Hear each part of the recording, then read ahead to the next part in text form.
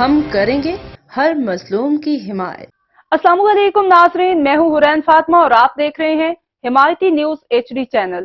نظر ڈالتے ہیں آج کی اہم خبر پر۔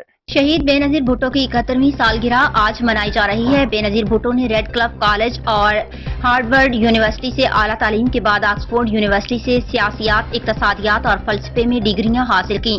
پیپلز پارٹی کی شہید چیئرپرسن اور سابق وزیر اعظم بے نظیر بھٹو کی 71ویں سالگرہ آج منائی جا رہی ہے۔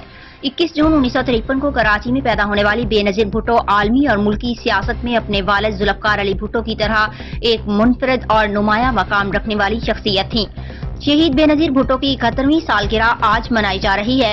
بے نظیر اپنے والد ذوالفقار علی بھٹو کی طرح ایک منفرد اور نمایاں مقام رکھنے والی شخصیت تھیں۔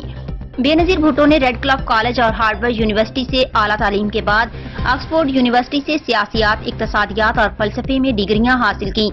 بے نظیر بھٹو کو اپنے سیاسی سفر کے آغاز ہی میں نہایت مشکل اور تکلیف دہ صورتحال کا سامنا کرنا پڑا۔ ذوالفقار علی بھٹو کی حکومت کا تختہ الٹنے اور مارشل لا کے نفاذ کے بعد ملک میں رہنا ممکن نہ رہا تو بھٹو کی بہادر بیٹی نے بیرون ملک رہ کر جمہوری جدوجہد جاری رکھی۔ اب تک کے لیے اتنا ہی۔ مزید خبروں اور اپڈیٹ سے باخبر رہنے کے لیے دیکھتے رہیں حمایتی نیوز HD چینل۔